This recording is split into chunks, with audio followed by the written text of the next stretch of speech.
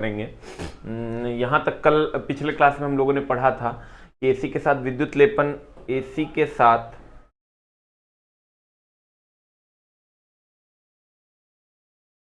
साथ विद्युत लेपन battery charging जैसी प्रक्रिया नहीं हो सकती है, जबकि डीसी के साथ बैटरी चार्जिंग और विद्युत लेपन जैसी प्रक्रिया होती है।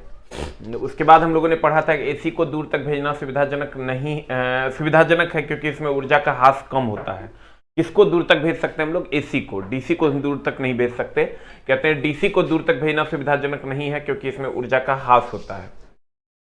इसका परिमाण और दिशा समय के साथ बदलता है, क्योंकि इसका ग्राफ ही ऐसा होता है, तो इसका परिमाण और दिशा समय के साथ बदलता है। इसका ग्राफ सीधा होता है तो इसका परिमाण और दिशा समय के साथ नहीं बदलता है। यहां तक हम लोगों ने पढ़ा था।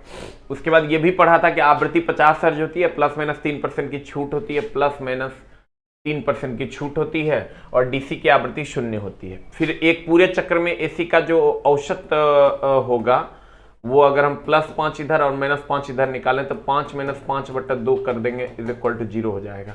तो एक पूरे चक्र में एसी का औसत मान 0 होता है और डीसी का औसत मान उसके मूल मान के बराबर होता है। फिर आते हैं हम चुंबकीय प्रभाव पर आधारित। ये अब मामला क्या है, ध्यान दीजिएगा।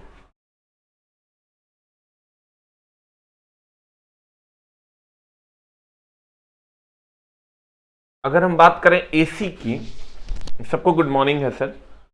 अगर हम बात करें एसी की, ध्यान दीजिएगा,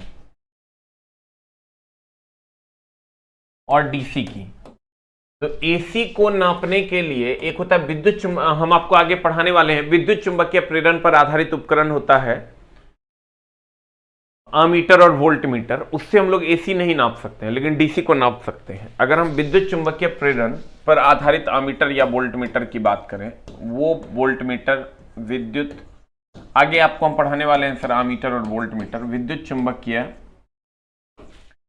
प्रेरण पर आधारित जो आमीटर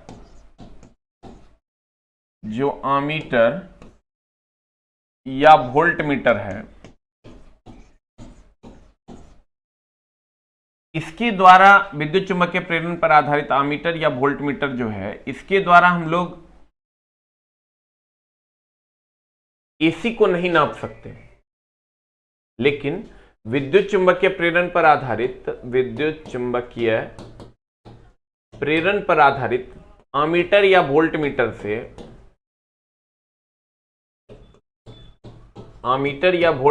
से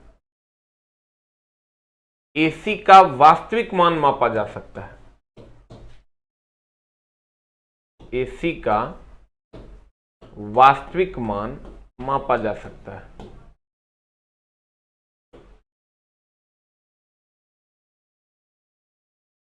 देखो, सॉरी, एसी का नहीं, डीसी का वास्तविक मान मापा जा सकता है। इस पॉइंट को थोड़ा सा गहराई से समझने की आवश्यकता है। कहते हैं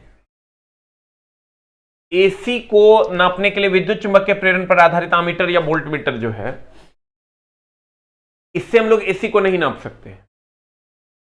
लेकिन अगर हम लोग डीसी को नापना चाहते हैं तो विद्युत चुंबकीय प्रेरण पर आधारित आमीटर या वोल्टमीटर से डीसी का वास्तविक मान मापा जा सकता है। और अगर हम बात करें सर, एक होता है रेड हॉट वायर आमीटर। बस यही दो पॉइंट है इसमें जो थोड़ा सा अटपटा है। एक होता है रेड हॉट वायर आमीटर, ये बहुत ज्यादा नहीं पूछा जाता है, 1% चांस है कि यहां से क्वेश्चन पूछे जाते हैं। इससे हम एसी भी नाप लेते हैं और रेड हॉट वायर आमीटर से हम लोग डीसी भी नाप लेते हैं। रेड हॉट वायर आमीटर से हम लोग डीसी भी नाप लेते हैं या वोल्टमीटर से। ध्यान दीजिएगा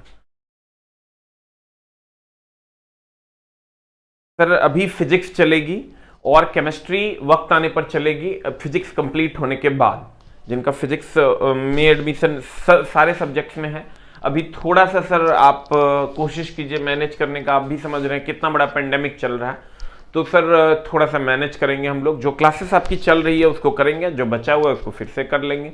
हम सर ले सकते हैं क्लास, लेकिन सभी टीचर को हम जिद नहीं कर सकते हैं कि आप क्लास लेवे कीजिए।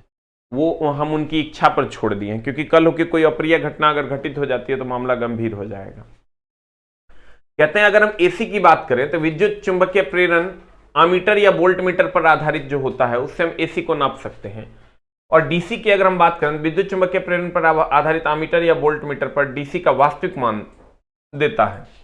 अब रेड हॉट वायर आमीटर की अगर हम बात करें तो यह एसी को नापता है और red hot wire ammeter DC को भी नापता है, लेकिन विद्युत चुंबकीय प्रेरण पर आधारित जो आमीटर या वोल्ट मीटर है वो केवल और केवल एसी को नापता है, एसी को नहीं नापता, वो केवल और केवल किसको, डीसी के वास्तविक मान को नापता है। विद्युत चुंबकीय प्रेरण पर आधारित आमीटर, ये पढ़ाएंगे हम सर आपको, विद्युत चुंबकीय प्रेरण क्या है, आमीटर और वोल्ट मीटर क्या है। तो विद्युत चुंबकीय आमीटर का नाम है धारा को नापना, वोल्ट मीटर का काम है वोल्टेज को नापना। तो विद्युत चुंबकीय प्रेरण पर आधारित आमीटर या वोल्ट मीटर जो है, इसके द्वारा हम लोग डीसी का वास्तविक मान नापते हैं। डीसी का कौन मान नापते हैं, वास्तविक मान नापते हैं, जबकि एसी को हम नहीं नाप सकते। रेड हॉट वायर आमीटर से एसी डीसी दोनों नापाता है।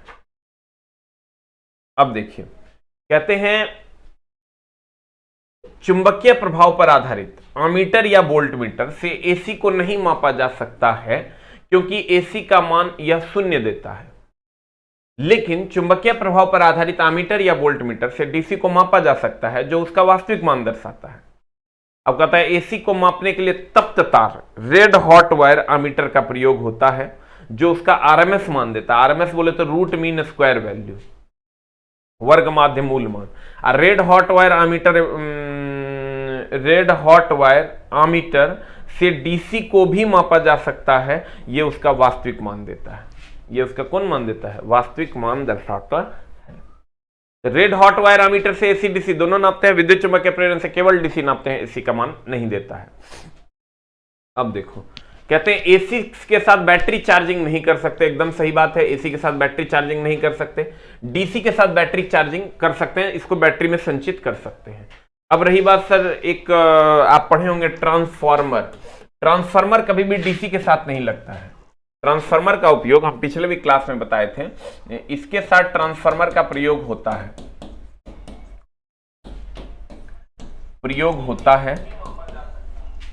और डीसी के साथ ट्रांसफार्मर का प्रयोग नहीं होता है। इसके साथ ट्रांसफार्मर का प्रयोग नहीं होता।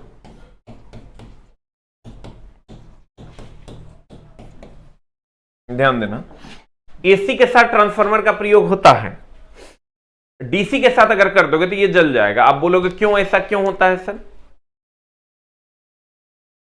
ऐसा इसलिए होता है कि AC sir positive negative cycle में जाता है, जबकि डीसी जो है ये पॉजिटिव निगेटिव साइकिल में नहीं जाता है, सीधे जाता है।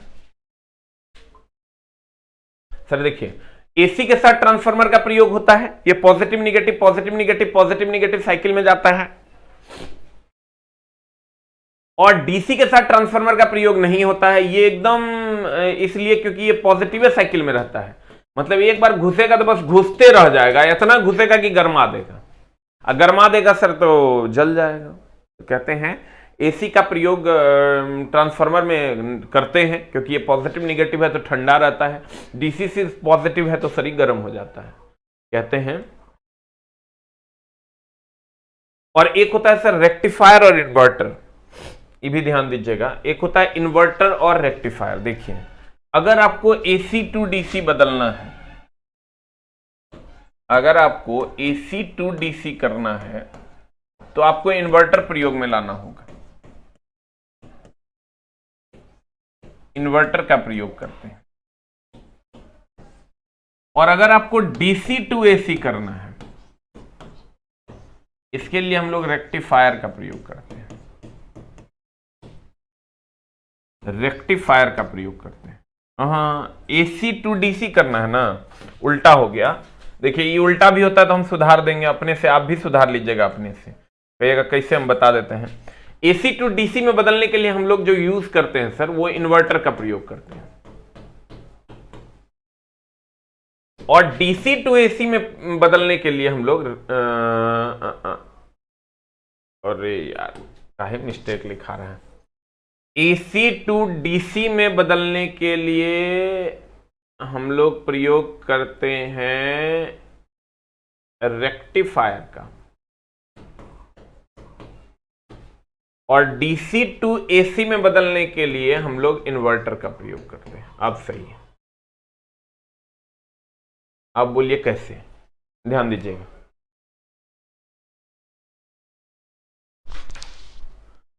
प्रिंस स्वामी जी आपका कमेंट्स आ रहा है। देखिए, अगर हम AC टू DC में बदलते हैं तो रेक्टिफायर का प्रयोग करता है, DC टू AC में इन्वर्टर। अब बोलिएगा सर हमको पता कैसे चलेगा, रेक्टिफायर इन्वर्टर में हम कंफ्यूज हो जाते हैं।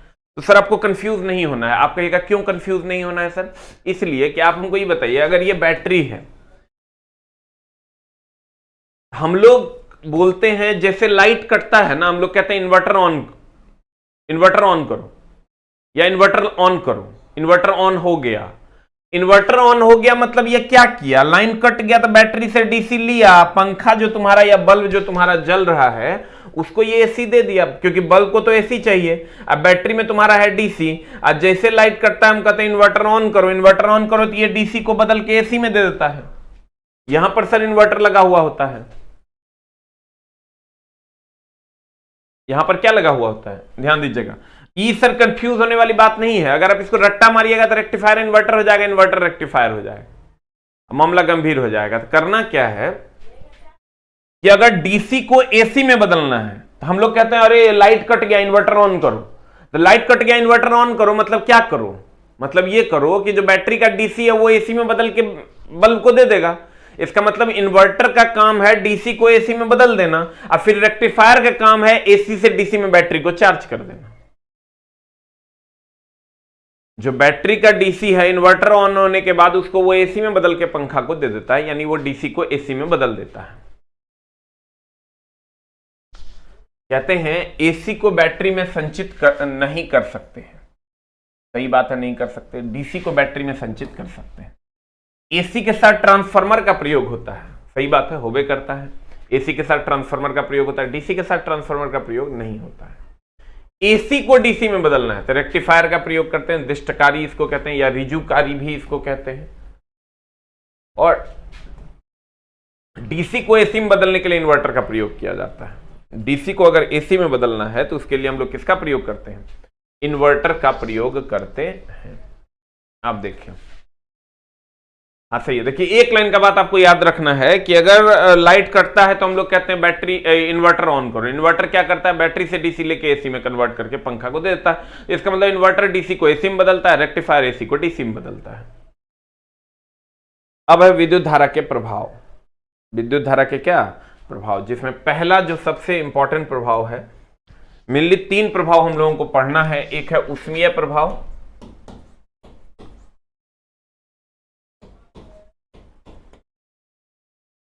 एक है चुंबकीय प्रभाव,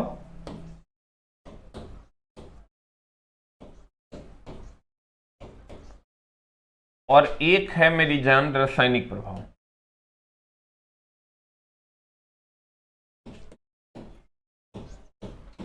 ये 3 प्रकार के प्रभाव हम लोगों को पढ़ना है, ऊष्मीय प्रभाव, चुंबकीय प्रभाव और रासायनिक प्रभाव। ठीक है नीतीश पाल जी, 3 प्रकार का कमेंट्स कहते हैं, 3 प्रकार का प्रभाव हम लोगों को पढ़ना है। ठीक है,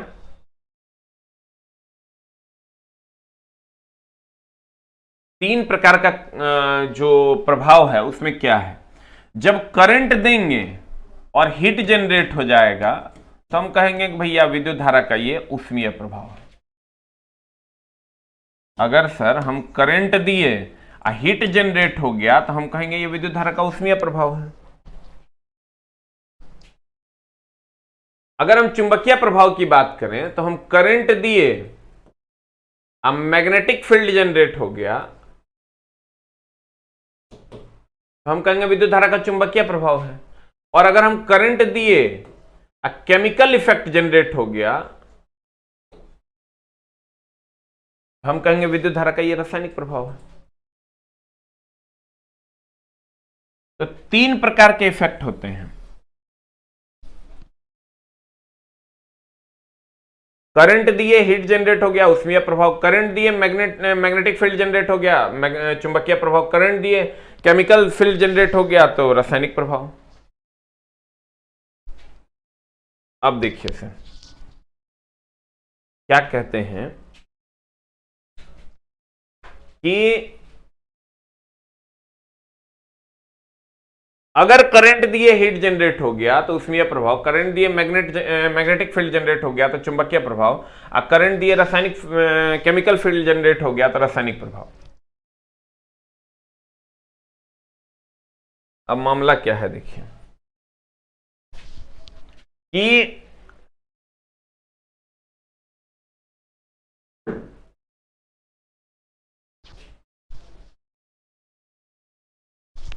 मामला यह है कि पहले हम लोग ऊष्मीय प्रभाव को पढ़ेंगे जब करंट देते हैं और हीट जनरेट होता है। ये अब क्या है, फिर इसको पढ़ेंगे, फिर इसको पढ़ेंगे। ध्यान दीजिएगा सर कि अगर मान लो ये कोई हीटर है,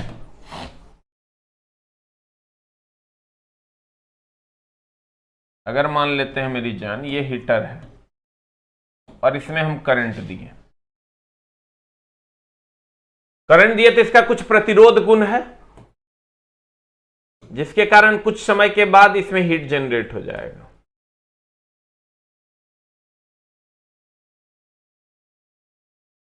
अब मामला यह है H बराबर होता है I square R T.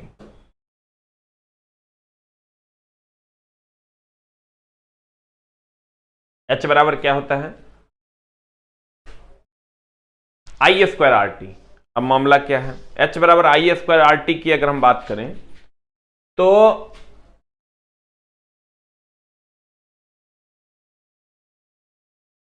H बराबर I स्क्वायर आर टी, ये फॉर्मूला है जहां I धारा है, R रेजिस्टेंस है और T टाइम है। I सर धारा है, R रेजिस्टेंस यानी प्रतिरोध है, T समय है। इसको हम कहते हैं I square R into T.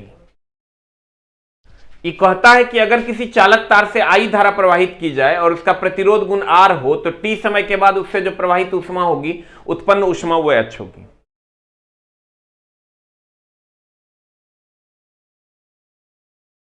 नीमा कुमारी, आपका कमेंट्स आ रहा है, कहते हैं लगता है, लिखिए, लगता है कि सर मेरे को ब्लॉक किए हैं। हम तोरा काहे ब्लॉक करेंगे, तू कौन सा राक्षस है, दानव कहेंगे। अब देखिए, कहते हैं अगर किसी चालक तार से I धारा प्रवाहित हो, उसका प्रतिरोध गुण R हो तो T समय के बाद उससे H ऊष्मा निकलेगी। इस फॉर्मूले को थोड़ा सा और अगर हम डिटेल में करते हैं, I स्क्वायर को चूंकि V बराबर आई आर होता है, I बराबर V बाय आर होता है, अगर ये हम पुट करें I स्क्वायर के बदले में V square by R square into R into T, तो ये फॉर्मूला हो जाएगा H बराबर V square by R into T, क्योंकि ये आर आर कट जाएगा। और अगर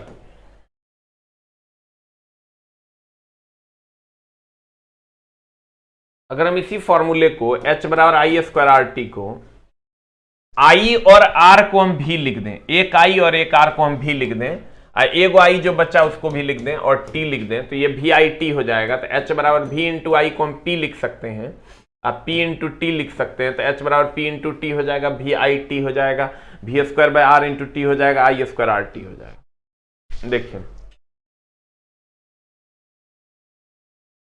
कहते हैं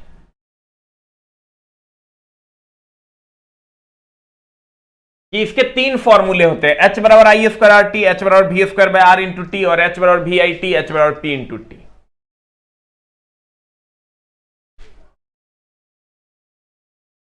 ये जो फॉर्मूले हैं इसका सवाल कैसे आएगा, तो आपको सर अगर आप कहेगा एक सवाल सर हमको करवा दीजिए, तो आपको सवाल में I R T तीनों की वैल्यू दी हुई रहेगी, H मांग लेगा, या अगर I नहीं दिया हुआ है, V दिया हुआ है तो ये फॉर्मूला लगा दो, V और I और दिया हुआ है, R नहीं दिया हुआ है तो ये फॉर्मूला लगा दो, और P और T दिया हुआ है तो ये फॉर्मूला लगा दो, जो दिया हुआ है उसके गिवन दैट के अनुसार ये फॉर्मूला लगा दो, आपका आंसर आ जाएगा H बराबर I square R T, H बराबर V square by R into T, H बराबर भी आई टी, H बराबर P इंटू टी। अब देखो कहता है ऊष्मीय प्रभाव, हीटिंग इफेक्ट, इस प्रभाव के अनुसार जब किसी चालक तार से विद्युत धारा प्रवाहित की जाती है तो उससे ऊष्मा उत्पन्न होती है। इसे विद्युत धारा का ऊष्मीय प्रभाव कहते हैं। इसकी खोज जूल ने की थी और इस प्रभाव के अनुसार H बराबर I square R into T होता है, जहां H उत्पन्न ऊष्मा है जिसका SI मात्रक जूल होता है, I धारा है एम्पियर, R प्रतिरोध है ओम और T टाइम है सेकेंड। और इसका एक और मात्रक हो गया H बराबर P इंटू, इसका एक और फॉर्मूला हो गया H बराबर P इंटू टी। H बराबर फॉर्मूला हो गया P इंटू टी, जहां P पावर है। अब कहता है H बराबर V square by R into T भी होता है, H बराबर वी आई टी भी होता है, V वोल्टेज है। अब देखो कहता है इसकी खोज जूल ने की थी, इसलिए इसे जूल का प्रभाव के नाम से भी जानते हैं। अब sir 1 board of trade unit बराबर होता है 36 गुना 10 टू द पावर 5 जूल के बराबर होता है। इस सर आपको याद रखना होगा, ये वैल्यू है। देखिए एक बार फिर से हम लोग देख लेते हैं। ऊष्मीय प्रभाव की अगर हम बात करें, ये जो ऊष्मीय प्रभाव है इसकी खोज जूल ने की थी। इसकी खोज जो है वो जूल ने की थी। जूल ने विद्युत धारा के ऊष्मीय प्रभाव की खोज की, ठीक है। अब इसने क्या कहा, इसने कहा कि अगर कोई चालक तार है और उससे विद्युत धारा प्रवाहित की जाती है तो उसका प्रतिरोध गुण R है, तो T समय के बाद उससे H ऊष्मा निकलेगी और वो ऊष्मा हो जाएगा H बराबर I square R into T.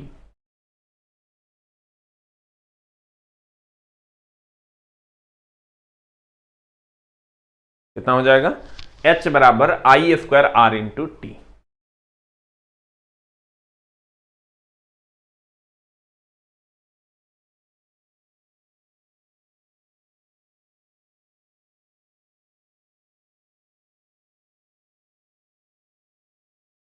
तो H बराबर I स्क्वायर आर टी, इसको खोजा जूल ने। इसी पर तुम्हारा आयरन है, इसी पर आपका हीटर है। जितना भी गर्म होने वाला पदार्थ है, जितना भी गर्म होने वाली वस्तु हम लोग यूज करते हैं, आयरन, हीटर, बल्ब वगैरह, जिससे भी करंट देने के बाद हीट जनरेट होता है, वो इसी पर आधारित है, विद्युत धारा के ऊष्मीय प्रभाव पर, जिसकी खोज जूल ने की थी। इसीलिए इसको जूल का ऊष्मीय प्रभाव भी कहते हैं।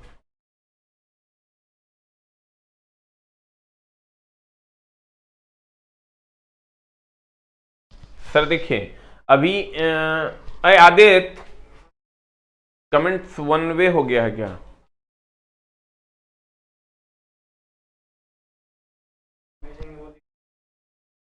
हो गया है, अच्छा एक हो गया है। अब मामला ये है सर कि आप लोग जो आपस में झगड़ा करते थे कि हाँ तुम ये बोल रहा है, तुम वो बोल रहा है, 9 बोल रहा है, 13 बोल रहा है, आपसे बतियाने लगते थे। तो अब ऐप में सुधार किया गया है कि आप सिर्फ अपना कमेंट्स ही देख सकते हैं और या मेरा कमेंट्स देख सकते हैं।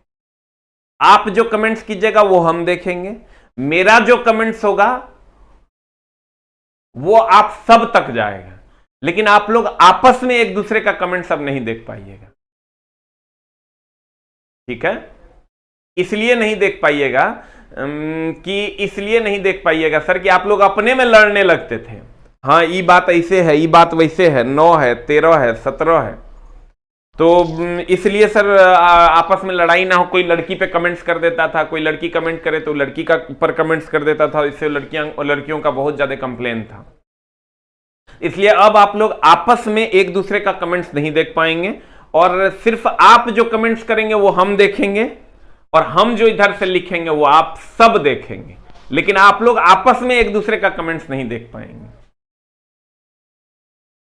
हाँ अब इससे सर बहुत ज्यादा सुधार होगा कि कोई भी बच्चा किसी भी लड़की के ऊपर कमेंट्स नहीं कर पाएगा, आपस में झगड़ा नहीं कर पाएगा। आपस में पता चला मेरे क्लास में नहीं करता था, लेकिन कुछ टीचर हैं वो कुछ नहीं बोलते थे तो उनके क्लास में गाली गल्लम शुरू कर देता था आपस में, हेरे तू ऐसा बोला, हेरे तू वैसा बोला। तो ये अब नहीं चलेगा सर,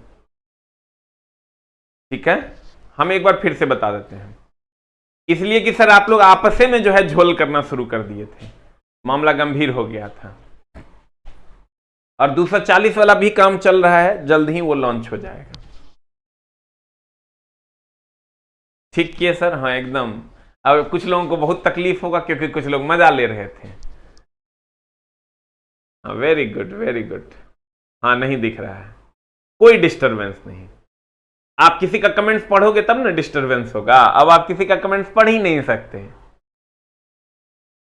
ये क्या कर दिए सर, वेरी गुड, बहुत अच्छा, अच्छा है सर।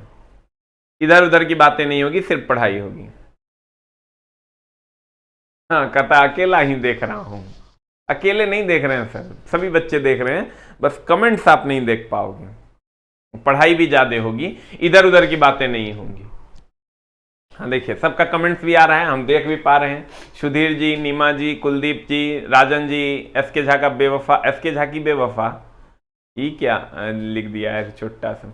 अनूप कुमार टाटव, सुप्रिया, राजा, सौरभ, अंकज, सबका कमेंट्स आ रहा है। प्रभु कुमार ठीक किए, वेरी गुड। कितने लोग मानते हैं कि एकदम ठीक किए? हम सबका कमेंट देख रहे हैं, एक टाइप करें। जो मानते हैं कि ठीक किए, एकदम यही होना चाहिए था, एक टाइप करें। और दो टाइप करें जिनको लगता है कि ठीक नहीं हुआ है।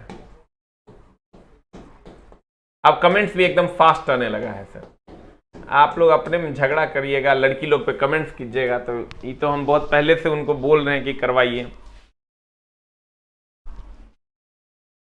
अब पढ़ने में सर आप कंसंट्रेट भी कर पाइएगा, क्योंकि सिर्फ आपका कमेंट दिखेगा और हम जो इधर से करेंगे वही आपको दिखेगा। हाँ सबका कमेंट्स आ रहा है, वेरी गुड। सबने कहा कि बहुत अच्छा काम हुआ है। हाँ सर हम जानते थे, इसलिए हम ये पूरा समझो कि धुरीना वाला को 100 बार बोल के तब इसको हम करवाए हैं, ताकि ये बच्चा इतना डाइवर्ट होता है, वो पढ़ ही नहीं पाता, एक दूसरे का कमेंट्स इंटरटेन करता है। देखिए आर्या जी को बहुत तकलीफ है। अब कहते हैं इसकी खोज जूल ने की थी, इसलिए इसे जूल के प्रभाव के नाम से जानते हैं। 1 board of trade unit is equal to 36 × 10⁵ joule के बराबर होता है। अब देखिए आगे बढ़ते हैं। इसका एग्जाम्पल है बहुत सारा विद्युत धारा के ऊष्मीय प्रभाव का। एक तो विद्युतीय प्रेस है, हीटर है और बल्ब है। ये 3 एग्जाम्पल्स आपको पढ़ने हैं। इससे पहले आपको थोड़ा सा जानना होगा, जो विद्युतीय प्रेस के बारे में हम लोग जानेंगे, इसके लिए आपको थोड़ा सा जानना और थोड़ा सा समझने की कोशिश करनी होगी। मीटर की क्लास शाम में होती है 4 बजे MWF में, सोम, बुध और शुक्र में। अब देखिए सर,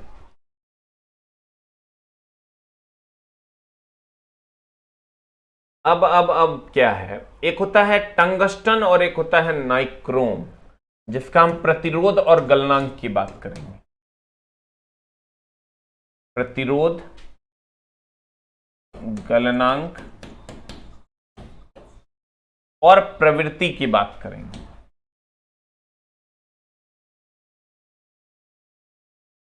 प्रतिरोध, गलनांक और प्रवृत्ति।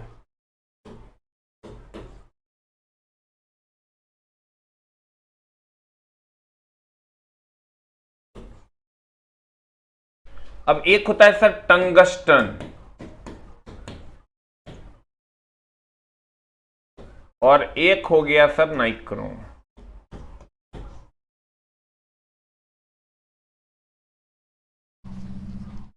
ठीक है,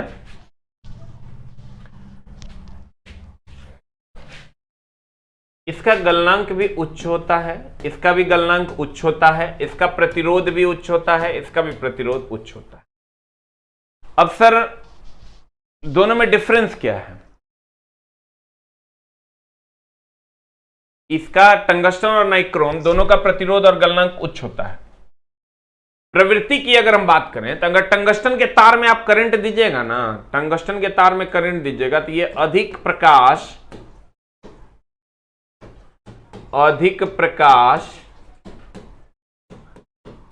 और कम ऊष्मा देगा। और इसमें अगर आप विद्युत धारा दीजिएगा तो ये अधिक ऊष्मा और कम प्रकाश देगा। और कम प्रकाश देगा।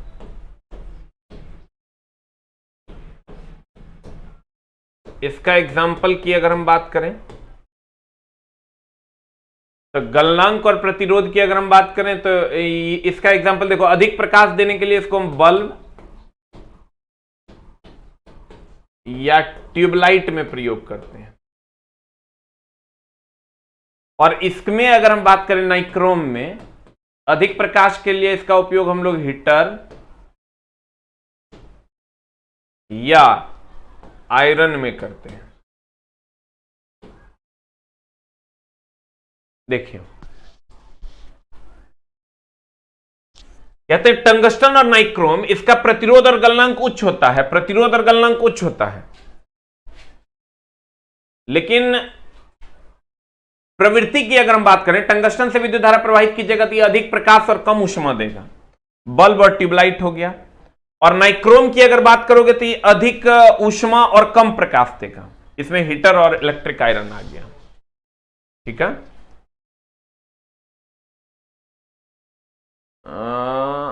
मरकरी में कौन सा गैस भरा होता है, तो मरकरी पढ़ाएंगे तो हम आपको बता देंगे सर मरकरी में कौन सी गैस भरी होती है। देखो ये जितना भी सर टंगस्टन है उसको हम लोग अधिक प्रकाश और कम ऊष्मा दे रहा है, तो अधिक प्रकाश हमको कहां चाहिए, बल्ब में, और हीटर में हमको अधिक ऊष्मा चाहिए, तो ये सर नाइक्रोम का काम है अधिक ऊष्मा और कम प्रकाश देना। ये अधिक प्रकाश और कम ऊष्मा देता है।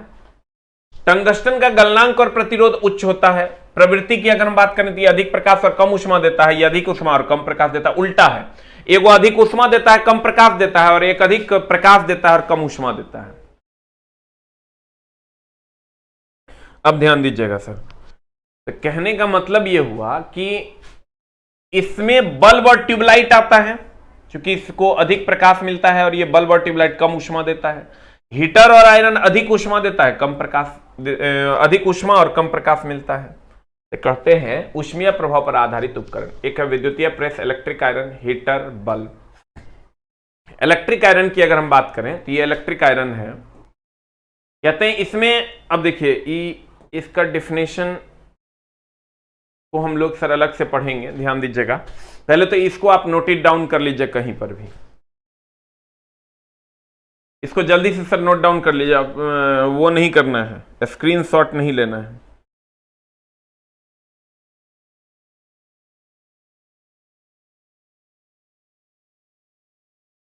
जल्दी से सर इसको नोट डाउन कर लीजिए।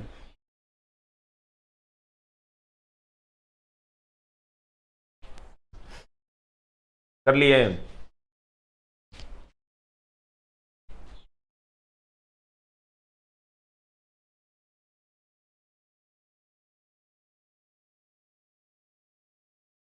इसको सर नोट डाउन कर लीजिए। टंगस्टन का प्रतिरोध और गलनांक दोनों उच्च होता है, नाइक्रोम का भी। ये अधिक प्रकाश देता है, कम ऊष्मा देता है, और ये अधिक ऊष्मा देता है, कम प्रकाश देता है।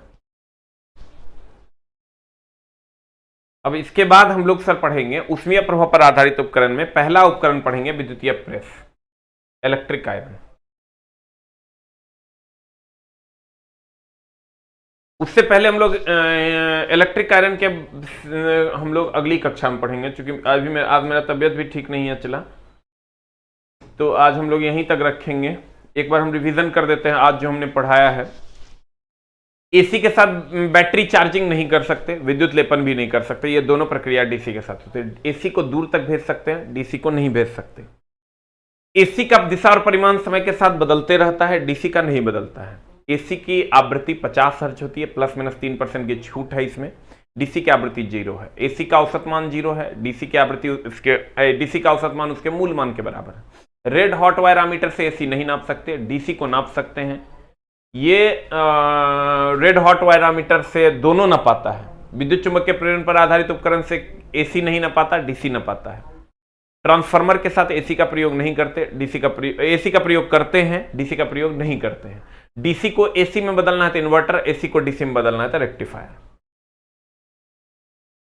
उसके बाद हम लोगों ने विद्युत धारा का प्रभाव पढ़ा, ऊष्मीय प्रभाव। करंट देंगे, हीट जनरेट होगा। विद्युत धारा का ऊष्मीय प्रभाव जूल ने खोजा, H/I²RT, V²/RT, VIT, P/T, ये फॉर्मूला होता है।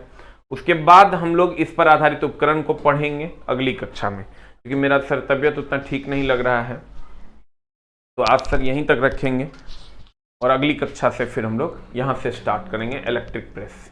Thank you very much, love you all, thank you very much. लेकिन अभी 10 बजे वाला क्लास होगा, उसके लिए टेंशन नहीं लेना है, धीरे धीरे ही हम लोग सर पढ़ेंगे, क्योंकि अभी तुम समझ रहा है कि मेंटली ही आदमी बहुत ज़्यादा डिस्टर्ब है। तो बस क्लासेस कंटिन्यू रहे और थोड़ा थोड़ा करके हम लोग पढ़ते रहें, वही हम लोग कंटिन्यू करेंगे। और जैसे ही सब कुछ ठीक हो जाएगा तो फिर आपकी जो क्लासेस बची हुई है वो भी लग जाएंगी। मैथ वाले सर से आज हम बात करते हैं।